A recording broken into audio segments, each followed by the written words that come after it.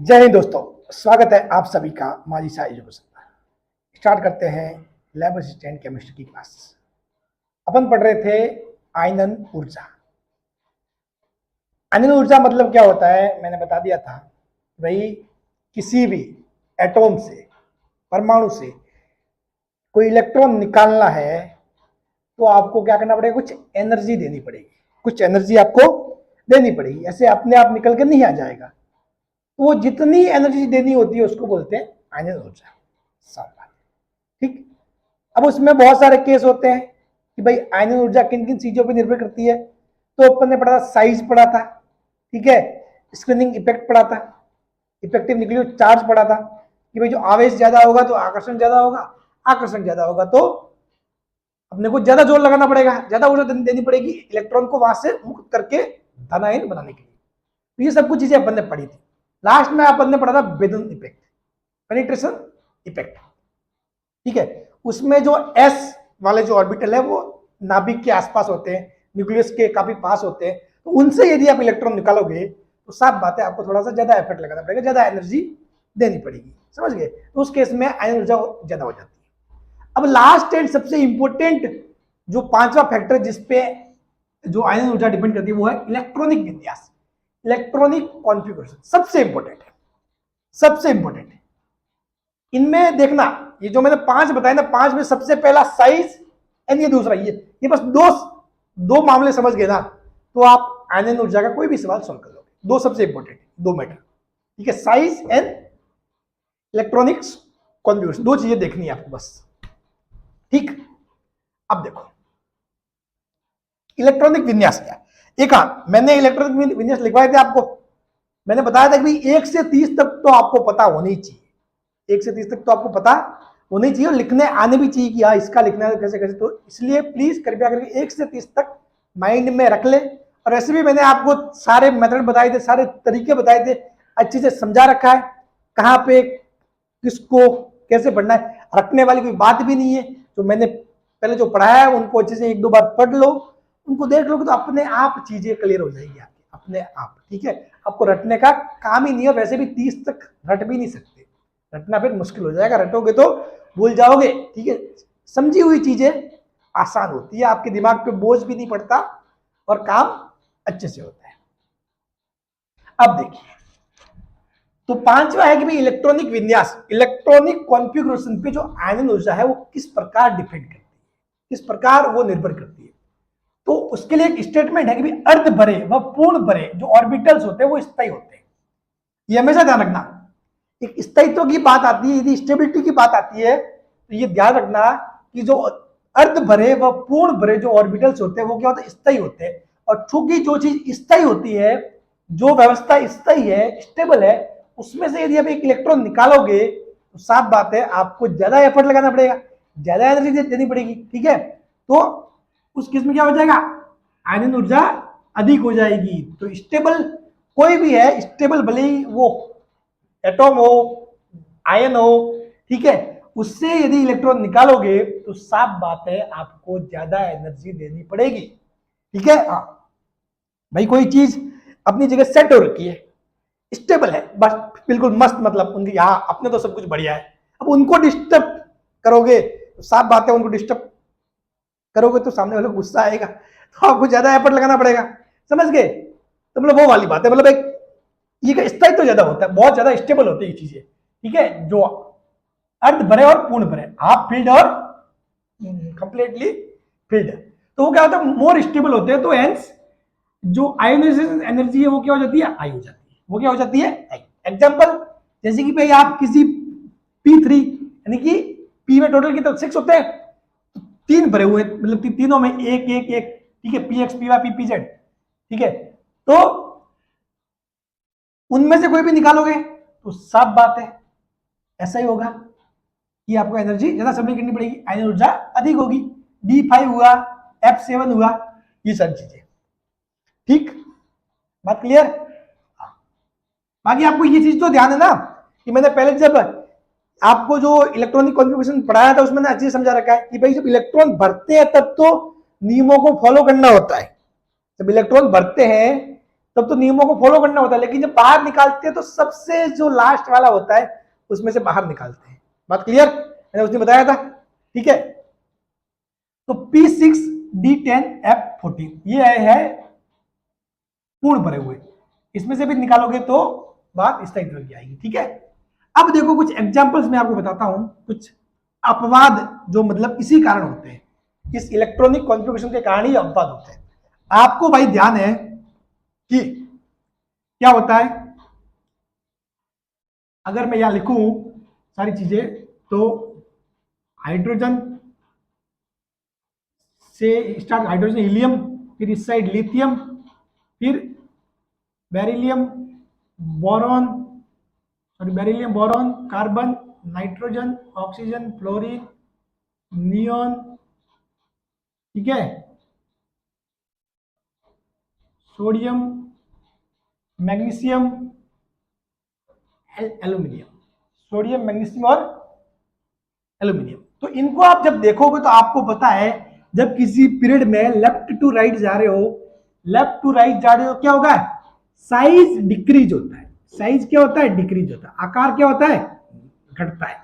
आकार घटता है, ठीक है। तो यानी कि जो आकार है, वो आकार में देखोगे तो इसका साइज, किसका, बेरिलियम का साइज ज्यादा होगा बोरॉन से, ठीक है। उसी प्रकार नाइट्रोजन का साइज ज्यादा होगा ऑक्सीजन से, और मैग्नीशियम का साइज ज्यादा होगा एल्यूमिनियम से। बात क्लियर, यानी कि जैसे जैसे आप ऐसे जाओगे साइज क्या हो रहा है, घटता जा रहा है।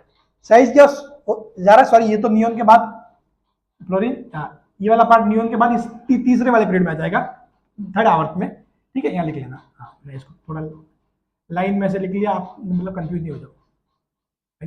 ये मतलब तीसरे वाले आवर्त में, पहला आवर्त सेकंड पीरियड थर्ड पीरियड में आता है, ठीक है। तो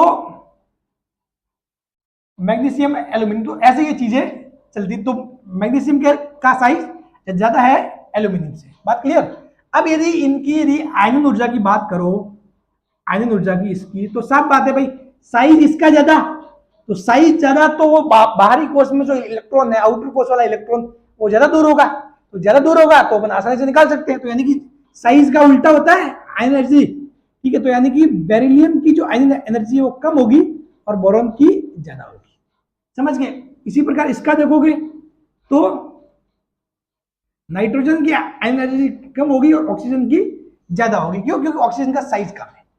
अगर साइज के हिसाब से देखें तो, अगर यहां देखें तो मैग्नीशियम का कम होगा और एल्यूमिनियम की आयन एनर्जी ज्यादा होगी। लेकिन ये तो है अपन साइज के हिसाब से देखें, लेकिन अब आता है बात अपवाद की। मतलब अपवाद बोले तो हुआ कैसे, किसकी वजह से, इलेक्ट्रॉनिक विन्यास के कारण, इलेक्ट्रॉनिक कॉन्फ़िगरेशन के कारण। मैंने बोला कि भाई जब आप बेरिलियम से कोई इलेक्ट्रॉन निकाल रहे हो तो वो निकल किससे रहा है, 2s2, यानी कि ये क्या है, पूर्ण भरा हुआ, पूर्ण भरा, पूर्ण भरा। जबकि यहां निकाल रहे हो तो वो किससे निकल रहा है, 2p1 से। तो यानी कि आप बोरॉन से इजीली आप इलेक्ट्रॉन निकाल सकते हो, जबकि बेरिलियम से निकालने के लिए आपको ज्यादा एनर्जी सप्लाई करनी पड़ेगी। तो ये गलत है। और राइट क्या हो जाएगा, राइट क्या हो जाएगा, जो बेरिलियम की आयन एनर्जी ज्यादा होगी किससे, बोरॉन से। तो ये नोट कर लेना, ये पॉइंट, बेरिलियम की आयन एनर्जी ज्यादा होगी बोरॉन से। क्या कारण है, क्योंकि जो बेरिलियम से जो इलेक्ट्रॉन निकल रहा है वो क्या है, पूर्ण भरा हुआ है, पूर्ण भरे हुए से निकल रहा है, ठीक है। तो इसीलिए बेरिलियम की आयन एनर्जी ज्यादा होगी बोरॉन से। ये गलत हो जाएगा, समझ गए।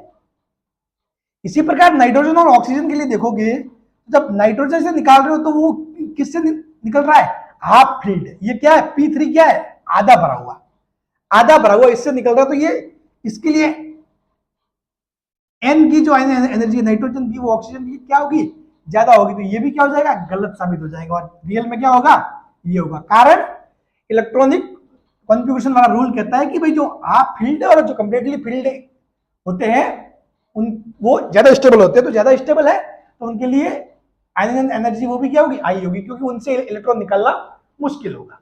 बात क्लियर। फिर बात करते हैं मैग्नीशियम और एल्यूमिनियम। तो यहां देखो, यहां निकल किससे रहा है, 3s2 से, या P1 से। तो S2 यानी कि पूर्ण भरा हुआ है। साफ बात है, मैग्नीशियम की ज्यादा होगी एल्यूमिनियम से। ये भी मामला क्या हो जाएगा, गलत। तो साइज के हिसाब से ये 3 अपवाद ध्यान रखना बीच में, बाकी तो सारा साइज के अकॉर्डिंग जो चलेगा वो चलेगा। ये 3 अपवाद ध्यान रखना, बस ये ध्यान रख लोगे ना तो आपके मोस्टली 100% आप ये 3 यदि अपवाद माइंड में रख लिए 3, तो 100% जो आयनन ऊर्जा वाले सवाल है वो सॉल्व कर लोगे।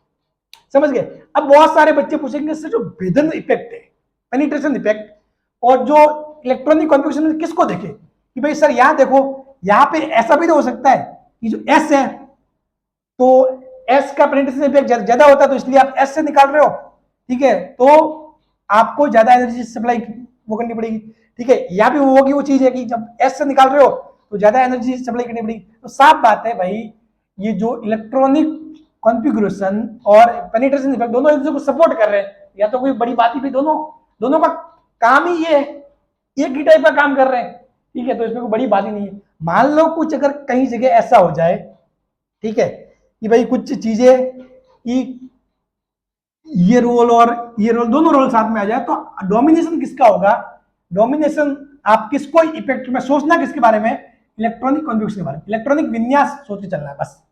मैं बता रहा हूं ना आपको, सारे सवाल जो करने हैं उनमें एक तो साइज का मैटर ध्यान रखना, ठीक है, एक ध्यान रखना इसका इलेक्ट्रॉनिक कॉन्फ़िगरेशन वाला कौन सा, अर्ध भरे और पूर्ण भरे, और अभी मैं बताऊंगा आपको नोबल गैस जो अक्रिय गैस है उसका वाला मैटर, वो चीज ध्यान रख लोगे ना, आपके आयनन ऊर्जा का एक भी सवाल गलत नहीं होगा।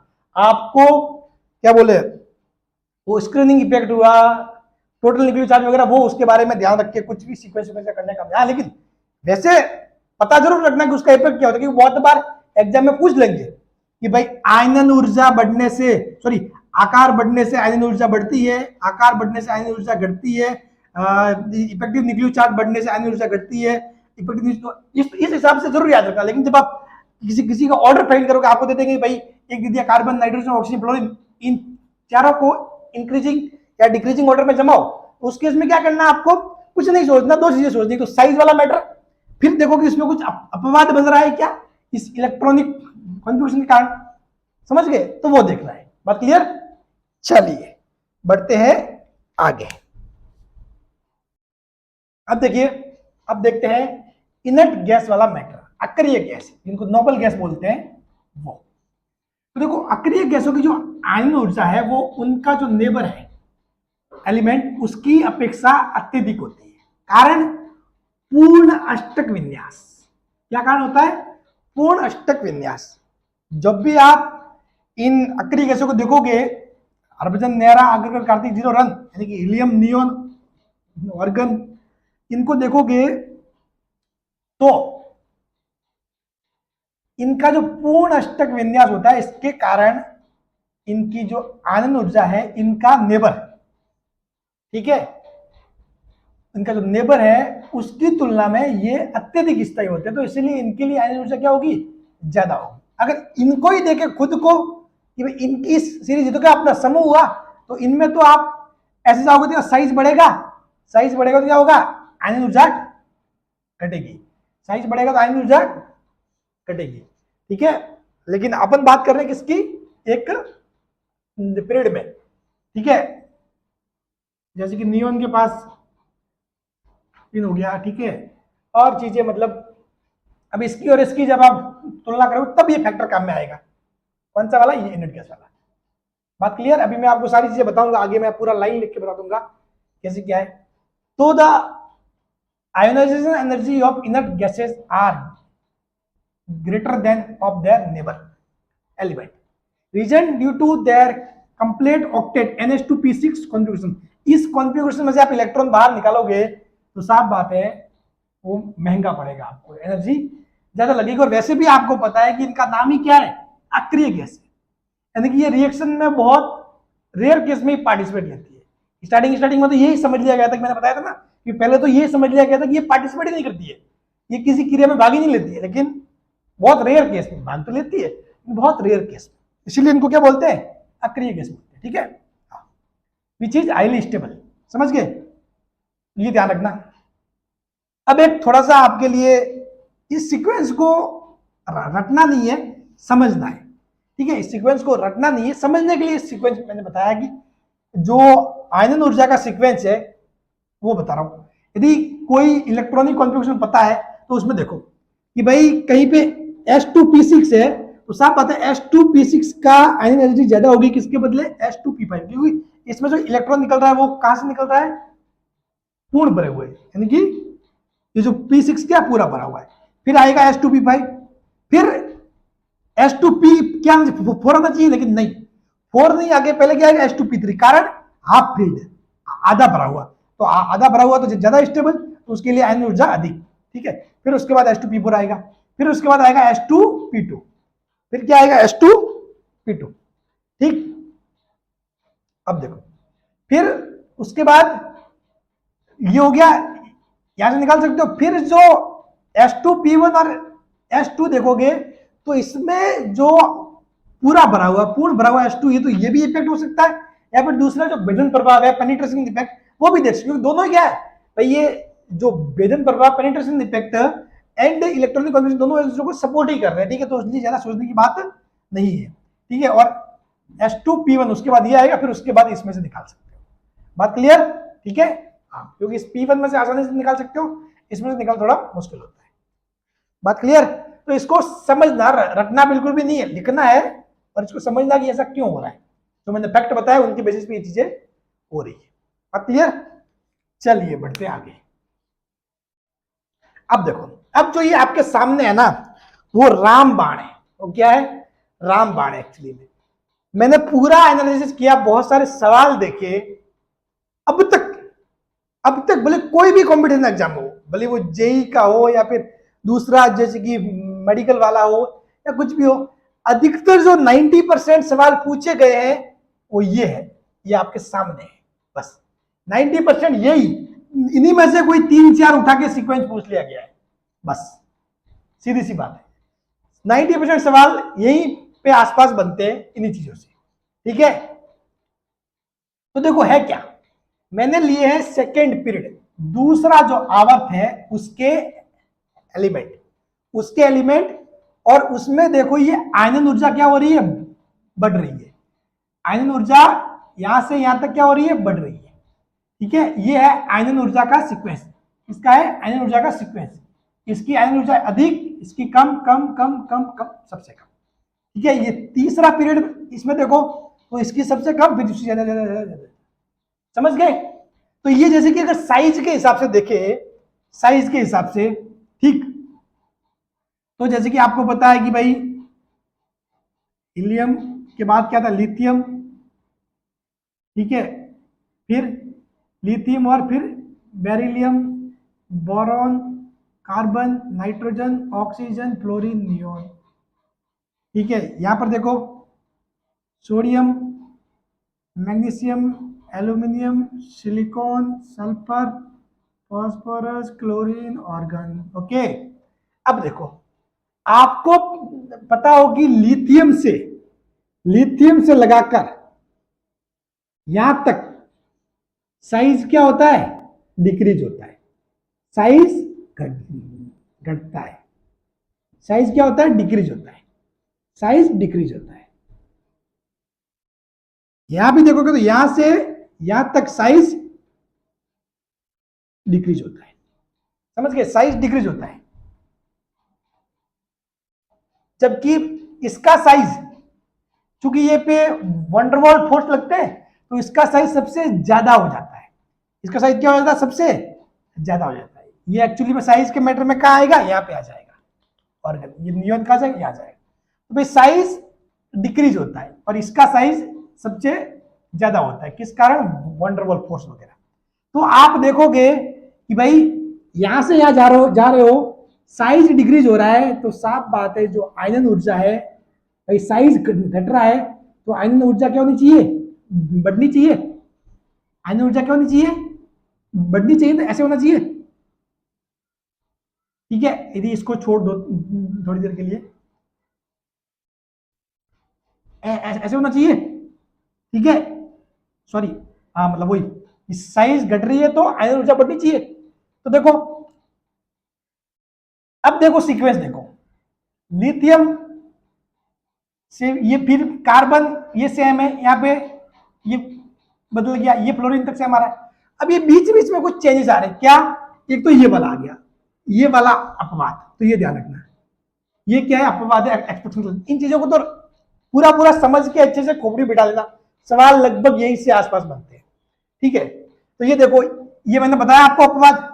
दूसरा अपवाद क्या बनता है, ये बनता है, ठीक, बात क्लियर। अब आपको पता है कि भाई ये फ्लोरीन और नियोन, इनकी वो करनी है तुलना। तो वैसे तो हिसाब से देखो तो नियोन का साइज क्या है, ज्यादा है। नियोन का साइज क्या होता है, इसकी तुलना में ज्यादा होता है, ठीक है। नियोन का साइज क्या होता है, ज्यादा होता है, लेकिन नियोन का साइज ज्यादा होता है, लेकिन जो आयोनाइजेशन एनर्जी है वो भी नियोन की ही ज्यादा होगी। कारण क्या है, देखो देखो मैंने बताया कि भाई जो नियोन की एनर्जी ज्यादा है, जबकि साइज देखोगे FeNe, उसका साइज भी ज्यादा, साइज ज्यादा है तो इसके हिसाब से तो नियोन की जो आयोनाइजेशन एनर्जी वो क्या होनी चाहिए, कम होनी चाहिए, ऐसा होना चाहिए था, लेकिन है कैसा, ऐसा। कारण अष्टक विन्यास, ठीक है, 2s2 2p6, क्योंकि ये क्या है, इनर्ट गैस है। क्या है, इनर्ट गैस, अक्रिय गैस है। सेम टू सेम लॉजिक यहां पर भी है। यहां पर देखो कि भाई, देखो ये इसके हिसाब से क्या होना चाहिए, बढ़ना चाहिए था, आयन ऊर्जा बढ़नी चाहिए थी, लेकिन देखो यहां पर ठीक है, ठीक है, ठीक है, यहां कोई अपवाद नहीं, यहां पे सिर्फ क्या आ रहा है, अपवाद ये आ रहा है, ये अपवाद आ रहा है। किस कारण, हाफ फील्ड और वो कंप्लीटली फील्ड वाला जो केस है उसके कारण, समझ गए। और बाकी लास्ट में क्या रहा, ऑर्गन। तो आपको पता ऑर्गन का साइज ज्यादा है, ऑर्गन का साइज ज्यादा है, ठीक है, साइज ज्यादा है, तो आपके हिसाब से तो ये होना चाहिए कि भाई साइज ज्यादा तो सब इलेक्ट्रॉन इजीली रिमूव कर सकते हैं, लेकिन बात क्या आती है यहाँ पर 2s2 2p6 वाला केस, इसीलिए इसकी आयनिक ऊर्जा क्या हो जाएगी, ज्यादा हो जाएगी, समझ गए। तो ये नीचे वाला तो सब आपको समझाने के लिए था, ये दो लाइनें याद रखना, एक तो ये वाली, एक ये वाली, थर्ड पीरियड एलिमेंट, ये क्या है, आयनिक ऊर्जा का क्रम, आयनिक ऊर्जा का सीक्वेंस, बात समझ गए, ठीक है। चीजें कितनी मजेदार थी। ये तीन अपवाद मोस्टली ध्यान रखना जो मैंने बताए थे, बोरॉन और बेरिलियम का, ऑक्सीजन और नाइट्रोजन का, और एल्यूमिनियम और मैग्नीशियम, ये, उसके अलावा फिर लास्ट में ये फ्लोरीन, नियोन, ये वाले केस, ठीक है, बात क्लियर। बस साइज के मामले में देखो तो भले ही साइज इसका ज्यादा होता है, लेकिन इसकी आयनिक ऊर्जा भी क्या हो जाएगी, ज्यादा हो जाएगी, समझ गए। साइज भी ज्यादा, आयनिक ऊर्जा भी ज्यादा, लेकिन आपको पता है साइज ज्यादा होता है, आयनिक ऊर्जा कम होती है, लेकिन यहाँ पे ऐसा नहीं है। कारण क्या है, 2s2 2p6 वाला केस, ऑक्टेट, अष्टक वाला केस, ठीक है। चलिए बढ़ते आगे। अब देखिए, अब बहुत बार सवाल, जो आयनिक ऊर्जा, पहली आयनिक ऊर्जा है, प्रथम आयनिक ऊर्जा और द्वितीय आयनिक ऊर्जा, सेकेंड आयनिक एनर्जी, उनकी तुलना का भी पूछ लेते हैं, ठीक है। फिर बहुत बार ऐसा भी पूछ लेते हैं कि भाई आपसे, आपको सीक्वेंस दिया, आपको दे दिया बेरिलियम, कार्बन, बोरॉन, नाइट्रोजन, तो इनको इंक्रीजिंग जो आयनिक ऊर्जा है उसके सीक्वेंस में जब वो कौन सी देगा, Ie2, द्वितीय आयनिक ऊर्जा का सीक्वेंस बताओ, समझ गए, कौन से, द्वितीय आयनिक ऊर्जा का सीक्वेंस बताओ। मोस्टली जैसे कि अधिकतर जो सवाल पूछे जाते हैं 99% वो आयनिक ऊर्जा फर्स्ट के हिसाब से पूछे जाते हैं कि जो पहला इलेक्ट्रॉन निकालने के लिए, फर्स्ट इलेक्ट्रॉन निकालने के लिए आपको जो आयनिक ऊर्जा का सीक्वेंस है वो लिखो। लेकिन बहुत बार ऐसे ही पूछ लेते हैं कि दूसरा इलेक्ट्रॉन निकालने के लिए आयनिक ऊर्जा का सीक्वेंस क्या होगा। तो यदि अपन समझते हैं कि सेकेंड पीरियड के लिए, तो सेकेंड पीरियड वाला जो एलिमेंट है उसमें जो फर्स्ट वाला है, जो फर्स्ट इलेक्ट्रॉन निकालने के लिए जो आयनिक ऊर्जा का सीक्वेंस है, वो तो आपको पता है, मैंने अभी भी बताया पीछे, ठीक है, ये हो जाएगा। अब बात करते हैं दूसरे की, कैसे दूसरे में ये चीजें कैसे बदल जाएंगी, आयनिक ऊर्जा इसकी सबसे ज्यादा हो जाएगी, इसकी सबसे कम, ये चीजें कैसी होगी, ठीक है। तो आपको समझना पड़ेगा इनका सीक्वेंस, इनका मतलब क्या समझना पड़ेगा, इलेक्ट्रॉनिक विन्यास, इलेक्ट्रॉनिक कॉन्फ़िगरेशन, ठीक है। तो देखो, मैं यदि देखूं कि भाई लिथियम, लिथियम को मैंने यहां पे रखा सबसे आगे, लिथियम को रखा सबसे आगे, तो देखो सिंपल सी बात है, लिथियम में क्या होते हैं, 1s2, hydrogen helium lithium 1s2 2s1। अब आपने जब पहला निकाला तब तो दिक्कत कोई नहीं थी, लेकिन अपन बात किसकी कर रहे हैं, I2 की, यानी कि दूसरा इलेक्ट्रॉन निकालना, नेक्स्ट इलेक्ट्रॉन निकालना। अब क्या ये किसके जैसा बन गया अपने आप में, हीलियम जैसा। कैसा बन गया, हीलियम जैसा। तो क्या इससे आप निकाल सकते हो क्या, नहीं। कितने सारे, इसमें तो बहुत ज्यादा एनर्जी चाहिए। हीलियम से इलेक्ट्रॉन बाहर निकालना मतलब बहुत सारी एनर्जी, ठीक है। यानी कि मतलब कौन कौन से इफेक्ट, एक तो बेदन इफेक्ट, पेनिट्रेशन इफेक्ट, ठीक है, साइज वाला इफेक्ट, ठीक है, बहुत सारी चीजें मतलब आ जाती है। तो इससे इसकी क्या हो जाएगी, एनर्जी सबसे ज्यादा हो जाएगी, ठीक। अब बात करते हैं नियोन की। नियोन में देखोगे तो ये लास्ट में एक्चुअली 2s2 2p6 ना बेटा, जस्ट इसको मिटा देते हैं अपन।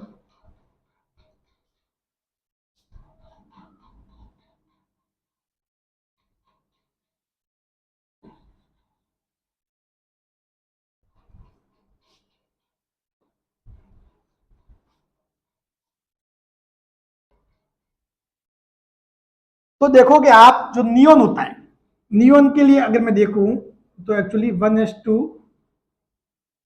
2s2 2p6। जब आप पहला इलेक्ट्रॉन निकालोगे तो पहले के निकालने की केस में आपको बहुत ज्यादा चाहिए होगी एनर्जी, ठीक है। यहां से निकाल नहीं सकते, बहुत स्टेबल होता है। लेकिन मान लो यदि पहला निकल गया तो ये क्या बन जाएगा, 2s2 2p5। यहां से तो आप इजीली निकाल सकते हो, यहां से अगर निकालना हो तो आप इजीली निकाल सकते हो, ठीक है। सेम टू सेम ये सारी चीजें समझनी है आपको, किससे, इलेक्ट्रॉनिक। एक एक का लिखो, लिख के आप समझ जाओगे, ठीक है। ये काम मैं आपके लिए छोड़ता हूं, एक एक का लिख के फिर देखो, और उसमें से एक इलेक्ट्रॉन गायब करके देखो, ठीक है। अब जैसे कि इस वाले केस में अपने को कहां से निकालना था, यहां से।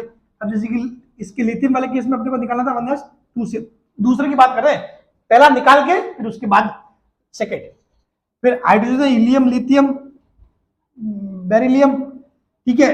तो यानी कि इसमें क्या हो जाएगा, 1s2 2s2, यानी कि हाइड्रोजन, हीलियम, लिथियम, बेरिलियम, चार। तो इसमें से एक निकल गया, मतलब ये। अब इसमें से अपने को निकालना है एक, ठीक है। फिर क्या है, कार्बन, यानी कि 6 ना। तो 1s2 2s2 2p2, ठीक। अब इसमें से एक निकल गया ऑलरेडी। तो अब अपने को इस वाले केस को देखना है, ठीक है। इसी प्रकार आप यदि इसके लिए देखोगे तो 1s2 2s2 hydrogen, helium, lithium, beryllium, boron ना, 5 ना, ठीक है। तो ये हो जाएगा, सॉरी, 1s2 2s2 2p1, ये 5, और उसमें से एक निकाल दो। तो अब आपको किसमें से निकालना है, इसमें से निकालना है। तो ऐसे करके चीजों को आपको समझना है। तो देखो, इसमें से आप 2s1 में से इसमें निकालने में कोई दिक्कत है नहीं, तो आसानी से निकाल सकते हो, ठीक है। फिर 1s2 2s2 2p1, ठीक है ना, 2p1। तो इस 2p1 में से निकालने के लिए आपको थोड़ा सा ज्यादा एफर्ट लगाना पड़ेगा, ठीक है। उसी प्रकार ये बी वाला देखोगे तो 1s2 2s2, ये यानी कि क्या है, ये पूरा भरा हुआ है, पूर्ण भरा हुआ भी इसको देख सकते हो, उस वाले मैटर में भी इसको देख सकते हो, ठीक है। ये इस प्रकार से इन चीजों को करना है, मतलब आपको इसमें फिर वो कोई भी रूल नहीं लगेगा, मतलब डायरेक्ट कि भाई लेफ्ट टू राइट जाओगे तो इंक्रीज होगा, डिक्रीज होगा। इसमें तो आपको एक एक का इलेक्ट्रॉनिक कॉन्फ़िगरेशन लिख के फिर उसके बाद ही आपको इनकी तुलना करनी है, मतलब, ठीक है। इनकी तुलना इनके बाद ही करनी है, ठीक है। बात क्लियर, समझ गए। उसी प्रकार जैसे कि ये नाइट्रोजन, फिर बीच में आ गया फ्लोरीन, फिर आ गया ऑक्सीजन, तो इसका भी आप इलेक्ट्रॉनिक विन्यास लिख के समझना चीजों को, ठीक है ना। अब जैसे कि नाइट्रोजन देखोगे तो इसमें से नाइट्रोजन में क्या 7 ना, 7 तो 1s2 2s2 2p3। अब इसमें से एक तो निकाल लेना पहले ही, हाँ। अब इस केस में आपको निकालना है इलेक्ट्रॉन, ठीक है, ये वाली कंडीशन। तो इनकी ऐसे करनी है तुलना आपस में, समझ गए। तो इनको यदि आप इनको रखना नहीं है बिल्कुल भी, ठीक है, इसको देख लेना एक बार, मतलब चीजें जो मैंने बताई है उसके हिसाब से एक एक को देख लेना कि भाई यहाँ पास पास वाले को गया, इसमें से इसमें कैसे होगा सर, इसकी तुलना, पास पास वालों की करनी तुलना, ज्यादा करने जाओगे तो फिर आप ऐसे ही कंफ्यूज जाओगे, ठीक है। पास पास वालों की तुलना करके चीजों को देख लेना, बाकी ये तो आपको पता रखना ही है पूरा पूरा, ठीक है। चलिए, क्योंकि एग्जाम में बहुत बार क्या होता है, आपको दे देंगे, एक दे देंगे बेरिलियम, एक बोल देंगे कार्बन, बोरॉन, नाइट्रोजन। अब बताइए इनमें से सबसे ज्यादा जो द्वितीय आयनिक ऊर्जा है उसकी मात्रा सबसे ज्यादा किसके लिए होगी, तो फिर आपको ये चीजें काम आएगी। इन चारों के क्या करोगे आप, इलेक्ट्रॉनिक कॉन्फ़िगरेशन लिखोगे और उसके बाद इनकी क्या करोगे, तुलना करोगे, इनके बाद क्या करोगे, इनकी तुलना। बात क्लियर। फिर उसमें आपको साइज भी देखना पड़ेगा, ठीक है, साइज वाला चीज भी आपको साथ ही साथ देखना पड़ेगा, ठीक है। साइज और सारे फैक्टर आपको देखने पड़ेंगे, नहीं तो सिर्फ यही देखोगे तो काम नहीं चलने वाला। अब जैसे कि मैं बताऊं बेरिलियम, कार्बन, अब देखो साइज के मैटर में देखोगे तो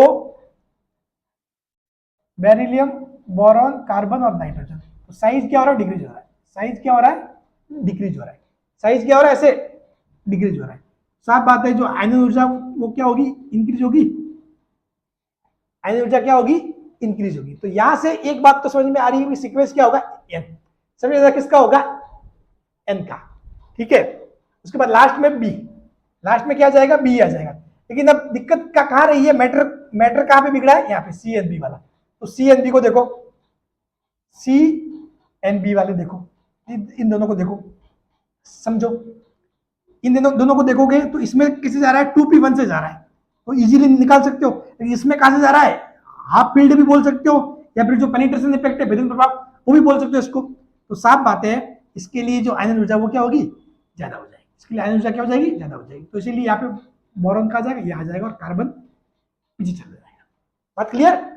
तो आपको सारा ऐसे मतलब देखना है, मतलब सब कुछ चीजें कि कहाँ क्या चीजें हो रही है, ठीक है। साइज को भी साथ में लेकर चलना है, साइज एंड जो इलेक्ट्रॉनिक कॉन्फ़िगरेशन, दो फैक्टर, ठीक है। सबसे जो आसान तरीका है वो मैं ये बताऊं कि पहले तो क्या करो, साइज के हिसाब से जमा दो। यदि कुछ ज्यादा लेंथ में पूछ ले, ठीक है, तो क्या करो, साइज के हिसाब से जमा दो। फिर ऐसा नहीं कि साइज के हिसाब से जमा दिया आंसर टिक कर दो, नहीं, फिर उसके बाद देखो कि कहां पर क्या कुछ चीजें हो रही है, हाफ फील्ड, ठीक है, और अर्ध भरा, पूर्ण भरा, ठीक है, जो नियोन वगैरह कुछ चीजें बीच में आ रही है कि नहीं आ रही, ऐसी ऐसे कुछ अपवाद बीच में आ रहे हैं, तो वो मालूम आपको तब पड़ेगा जब आप ये जानते होंगे इलेक्ट्रॉनिक कॉन्फ़िगरेशन। इनको लिखो और उसके बाद करना है, समझ गए। कोई बड़ी बात नहीं है आपको, देखो 30 तक भी नहीं होना, मैं बता रहा हूं 30 तक भी नहीं होना, तो एटलीस्ट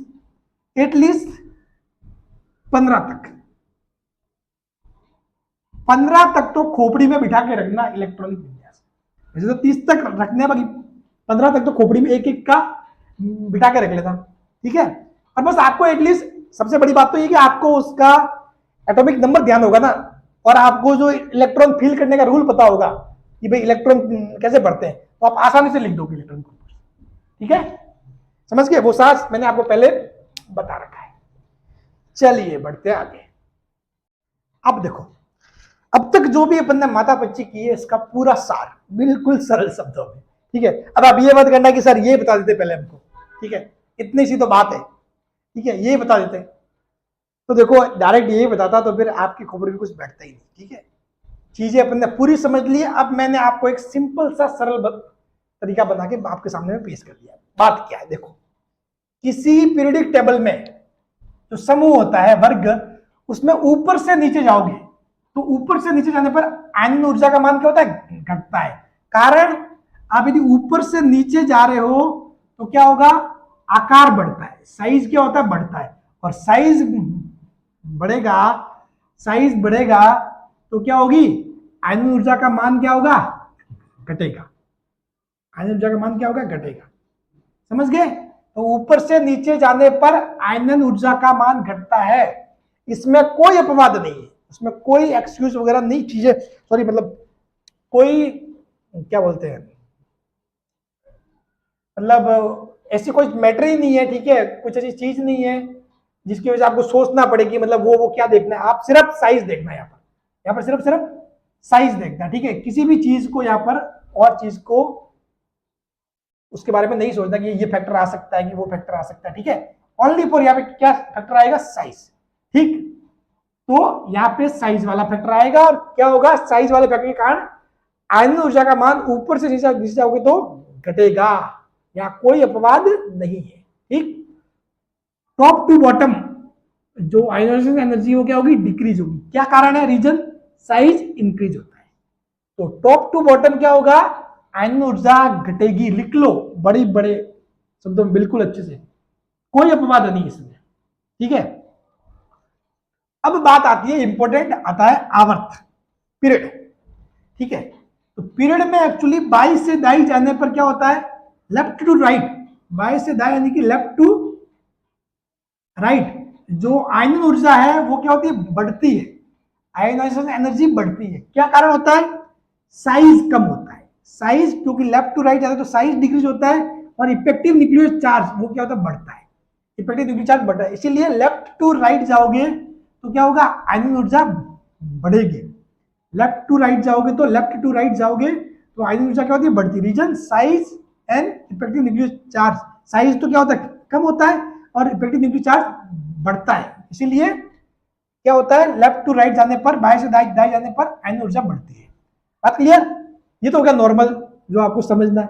अब जब भी ये करो तो ये ध्यान में रखना खोपड़ी में, हाँ नोट, इलेक्ट्रॉनिक कॉन्फ़िगरेशन का ध्यान रखें, हमेशा इलेक्ट्रॉनिक कॉन्फ़िगरेशन को ध्यान में रख के करना है, कौन सा वाला, जब पीरियड में जब कोई आवर्त का करो तो पहले तो क्या करना है, आपको जो भी दिया हुआ उसको साइज के हिसाब से जमा दो, तो जो साइज के हिसाब से देखो तो साइज का जो फैक्टर काम में लेके कि भैया लेफ्ट टू राइट जाओगे तो आयनन ऊर्जा बढ़ती है, ठीक है, तो ऐसे जमा दो, फिर उनका इलेक्ट्रॉनिक कॉन्फ़िगरेशन का देखो मैटर कि अपवाद का आपको पता है, जो अपवाद किस किस में होते हैं, बेरिलियम वाला बॉर्मन हो गया, नाइट्रोजन और ऑक्सीजन वाला हो गया, FNNE वाला ये हो गया, ALMG ये हो गया, ठीक है, तो ये अपवाद माइंड में रखने, ठीक है, ये अपवाद आपको माइंड में रखने, बस ये चार मोस्टली अपवाद माइंड में रखेंगे तो आपके अधिकतर 99% सवाल सॉल्व हो जाएंगे, बात क्लियर, ठीक है, तो ये नोट ध्यान रखना, इलेक्ट्रॉनिक कॉन्फ़िगरेशन का ध्यान रखें,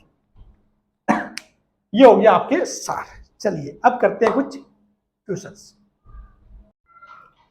ये देखिए आपके सामने दो सवाल है, ये दोनों ही सवाल 3 और 4 बार एग्जाम में पूछे गए, ठीक है, पहले जो PMT एग्जाम होता था, अभी जैसे नीट बोलते हो, पहले मेडिकल के लिए PMT वगैरह होता था, इन PMT एग्जाम में, JEE एग्जाम में ऐसे कैसे सवाल पूछे हुए, सेम टू सेम, ठीक, अब जैसे कि मैंने इंग्लिश में लिखा है लेकिन हिंदी वाले, बहुत सिंपल सी लैंग्वेज है भाई, फर्स्ट आई जो ये प्रथम आयनन ऊर्जा है वो आपको NaMgAl यानी कि सोडियम, मैग्नीशियम, एल्यूमिनियम, सिलिकॉन दिया हुआ है, इनको आपको क्या करना है, ऑर्डर में जमाना है, इनको ऑर्डर में जमाना है, ठीक, तो देखो आपको ध्यान है कि भाई सोडियम, ठीक है, सोडियम, मैग्नीशियम, एल्यूमिनियम, सिलिकॉन, तो आपको पता है जब आप इस साइड जाओगे तो क्या होता है, साइज डिक्रीज होता है, साइज डिक्रीज होता है तो क्या होगा, आयनन ऊर्जा क्या होगी, बढ़ेगी, पहले साइज के हिसाब से देखना है, साइज डिक्रीज होता है तो साफ बात है यहां से यहां जाओगे तो साइज डिक्रीज हो रहा है, ठीक है, आवाज आ रही है क्या बहुत ज्यादा, धप धप, मेरे ऊपर वाला जो है फ्लैट वहां पे कोई बच्चे खेल रहे हैं, ठीक है, इसलिए साउंड आ रहा है, मैं थोड़ा डिस्टर्ब हो रहा हूँ, पता नहीं आपके पास तो आवाज आ रही नहीं आ रही, ठीक है, तो NaMgAl तो ये साइज के अकॉर्डिंग ये हो जाएगा, ठीक, अब देखो इसमें कोई अपवाद बन रहा है क्या, तो आपको पता है अपवाद ये बनता है Mg और Al वाला, तो बस Mg क्या होना चाहिए, ज्यादा होना चाहिए, Mg का क्या होना चाहिए, ज्यादा होना चाहिए, किससे, Al से, जो मैंने आपको चीज बताई थी वही, ठीक है, तो देखो पूरा मैटर सॉल्व, पूरा मैटर सॉल्व। ठीक है, ये देखो, यानी कि अब आप इसको कैसे लिख सकते हो, ऐसे भी लिख सकते हो, एल यहां लिख के, एम जी यहां लिख के, फिर सिलिकॉन ऐसे। लेकिन चूंकि इसने वो इसी सीक्वेंस में बनाया गया है NaMgL, देखो आप इसमें से कौन सा सही बन रहा है, सही कौन सा बन रहा है, ये वाला। ठीक है, क्या ये सही है, इसने तो देखो यहां से एक चीज मालूम पड़ी, तो MgL जो है वो सही होगा, ये दोनों में से कोई भी एक होगा, ये और MgL ये भी, ये तो स्टार्टिंग से हो गया गलत। ठीक है, अब इसमें देखो NaMgAl SI, तो SI तो सबसे क्या हो रहा है, ज्यादा हो रहा है, ये भी रॉन्ग। ठीक है, फिर यहां पे देख सकते हो ये सोडियम, तो सोडियम के लिए सबसे कम है, ये कैंसिल हो गया। लास्ट में क्या रहा, यही रहा, मतलब यही जो अपन ने किया था वही, समझ गए, NaMgAl SI। ये जो अपवाद है ये ध्यान रखना, बस चीजें हो जाएगी। फिर है कि भाई correct order of first ionization potential. Ionization potential मतलब आयनन विभव, क्या पूछ रहा है ये, आयनन विभव। और मैंने बताया था भाई आयनन विभव बोलो या आयनन ऊर्जा बोलो, सीक्वेंस में जमाने की बात वो सेम ही है। ठीक है, या फिर आयनन एंथैल्पी भी पूछ सकते हैं। ठीक है, तो ऊर्जा, विभव, एंथैल्पी तीनों के लिए सेम ही चीज है, आपको कुछ भी नहीं सोचना। ठीक है, तो देखो क्या होता है, हालिना की रबड़ी सस्ती एंड फ्री, तो यानी कि हालिना की रबड़ी सस्ती, ऊपर से नीचे जाओगे तो क्या क्या होगा, साइज बढ़ता है, साइज बढ़ता है तो क्या होगा, आयनन ऊर्जा क्या होगी, डिक्रीज होगी। तो साफ बात है लिथियम की सबसे ज्यादा होनी चाहिए, लेकिन या तो ये उल्टा हो गया, तो साफ बात है ये रॉन्ग, ये रॉन्ग हो गया। अब BCN, ठीक है, BCN तो बोरॉन, कार्बन और नाइट्रोजन। यदि बोरॉन, कार्बन और नाइट्रोजन को देखोगे तो लेफ्ट टू राइट जाओगे तो क्या होगा, साइज डिक्रीज होता है, साइज डिक्रीज होगा तो क्या होगा, आयनन ऊर्जा क्या होगी, बढ़ेगी, आयनन ऊर्जा क्या होगी, बढ़ेगी। तो ये भी रॉन्ग हो गया। अब ये देखो, काशी गए संत प्रभु, तो साफ है ऊपर से नीचे जा रहे हो, टॉप टू बॉटम जा रहे हो। ठीक है, टॉप टू बॉटम जा रहे हो तो क्या होगा, यहाँ पर साइज इंक्रीज होगा।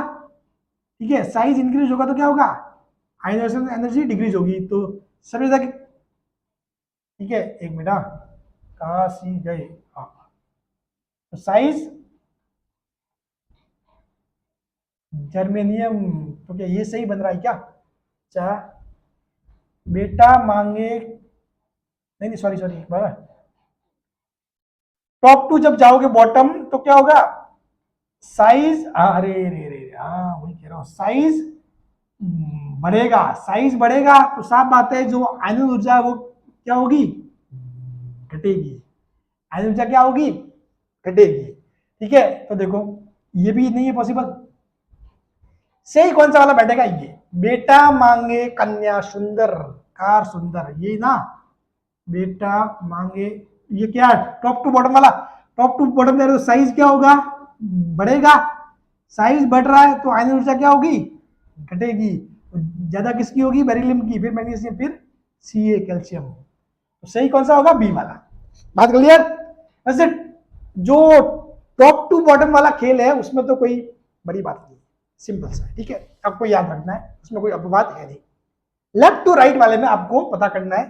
ठीक है, पहले तो आप जो साइज है उसके अकॉर्डिंग लिख दो, फिर उसके बाद देखो कि कहीं कुछ ऐसी कुछ अपवाद वाली चीज आ रही है। अपवाद वाले में कौन कौन से है, बी है, MgAl नाइट्रोजन, ऑक्सीजन, ये चीजें इनको थोड़ा देख लिया करो। क्लियर, ठीक है, चलिए अब लगभग तो ये टॉपिक पूरा हो गया है, लेकिन कुछ चीजें तो इससे आप समझ सकते हो, और बहुत बार इनडायरेक्टली सवाल बन जाता है, तो वो चीजों को अपन समझते हैं। अब देखिए, तो आज की आखिरी स्लाइड ये है, यूज ऑफ आयोनाइजेशन एनर्जी, आयनन ऊर्जा का उपयोग। उपयोग मतलब कहने का मतलब ये है कि कुछ गुण है, क्या है, कुछ गुण है, उन ये गुण डायरेक्टली किस पे डिपेंड करते हैं, आयनन ऊर्जा पे। किस पे डिपेंड करते हैं, आयनन ऊर्जा पर। यानी कि आपको यदि किसी की आयनन ऊर्जा पता हो तो ये भी पता कर सकते हो कि जो नीचे दिए गए 3 गुण है वो गुण ज्यादा है या फिर कम है, कैसे क्या चीज होगा, वो सब कुछ आप समझ सकते हो। ठीक है, तो देखो पहला है रिएक्टिविटी, यानी कि रिएक्ट करना, किसी भी चीज को देख के रिएक्ट करना। रिएक्ट करने का मतलब ये हुआ कि भाई किसी भी जो अभिक्रिया है, रिएक्शन है, उसमें पार्टिसिपेट करना, उसमें भाग लेना। ठीक, तो यानी कि भाग लेने में आसानी होगी कब, कि जब वो इजीली इलेक्ट्रॉन दे पाएगा। भाई जब इजीली इलेक्ट्रॉन दे पाए, उससे अपन इजीली इलेक्ट्रॉन बाहर निकाल सके, तो वो क्या होगा, ज्यादा रिएक्टिव होगा। क्या होगा, ज्यादा रिएक्टिव, यानी कि आयनन ऊर्जा यदि उसकी कम होगी, आयनन ऊर्जा कम होगी, तो वो क्या होगा, मोर रिएक्टिव होगा। वो क्या होगा, मोर रिएक्टिव। और यदि वो ज्यादा रिएक्टिव होगा तो वो जो रिएक्शन है, केमिकल रिएक्शन, उसमें इजीली पार्टिसिपेट करेगा। बात क्लियर? ठीक है, तो आयनन ऊर्जा जब कम होगी तो वो ज्यादा रिएक्टिव होगा, यानी कि उसकी रिएक्टिविटी क्या होगी, बढ़ेगी। ठीक है, और जो केमिकल रिएक्शन है उसमें आसानी से भाग लेगा। रीजन, क्योंकि भाई ऑक्सीकरण में यदि जो आयनन ऊर्जा में एनर्जी कम है तो साफ बात है वो इजीली इलेक्ट्रॉन दे सकता है। ठीक है, बात वही है, बात यहाँ पर किसकी आ रही है, इलेक्ट्रॉन देने की आ रही है। इजीली इलेक्ट्रॉन दे सकता है मतलब वो उसकी रिएक्टिविटी क्या होगी, ज्यादा होगी। बात क्लियर? तो यानी कि आयनन ऊर्जा यदि लेस है तो क्या होगा, क्रियाशीलता क्या होगी, ज्यादा होगी, रिएक्टिविटी क्या होगी, ज्यादा होगी। सेम टू सेम धात्विक गुण और मेटेलिक गुण जो है, धात्विक बोलो मेटेलिक बोलो, बात ही की है। तो आयनन ऊर्जा जब कम होती है तो धात्विक गुण क्या होते हैं, बढ़ते हैं, अर्थात आसानी से इलेक्ट्रॉन का त्याग किया जाता है। भाई धातु होती है वो क्या होती है, धातु किसको बोलते हैं केमिस्ट्री में, धातु वो चीज होती है जो आसानी से इलेक्ट्रॉन का त्याग कर दे, आसानी से इलेक्ट्रॉन का त्याग कर दे, यानी कि इलेक्ट्रॉन को डोनेट कर दे। ठीक है, तो मेटल होता है वो क्या करता है, इजीली इलेक्ट्रॉन को डोनेट कर देता है। ठीक है, तो इजीली इलेक्ट्रॉन को डोनेट करेगा तो उसके धात्विक गुण जो है वो क्या होंगे, ज्यादा होंगे। धात्विक गुण क्या होंगे, ज्यादा होंगे। तो साफ बात है, यदि धात्विक गुण ज्यादा है तो आयनिक ऊर्जा क्या कम, यानी कि आयनिक ऊर्जा कम है तो उसके धात्विक गुण क्या होंगे, बढ़ेंगे। ठीक है, बात क्लियर? एक और आता है अपचायक सामर्थ्य, रेड्यूसिंग कैपेबिलिटीज, जैसे कि क्या बोलते हैं, ऑक्सीडेशन एंड रिडक्शन, जो ऑक्सीकारक अपचायक वगैरह चीजें होती है। अब मैं उसके ऊपर जाऊंगा नहीं इतना, लेकिन आपने पढ़ा होगा थोड़ा बहुत। ठीक है, तो वैसे अपन आगे पढ़ेंगे इसको, अगर उसको आपको नहीं भी पता तो अभी सिंपली ऐसे लिख के रख लो। ठीक है, आगे अपन सब कुछ समझ लेंगे। ठीक है, जैसे कि अपचायक सामर्थ्य, रेड्यूसिंग कैपेबिलिटीज। अपचायक सामर्थ्य मतलब यह होता है कि वही सामर्थ्य, इलेक्ट्रॉन डोनेट करने की सामर्थ्य। सिंपल सी बात, इन तीनों ही केस में क्या हो रहा है, यह कि इलेक्ट्रॉन को डोनेट करना, इलेक्ट्रॉन त्याग करना।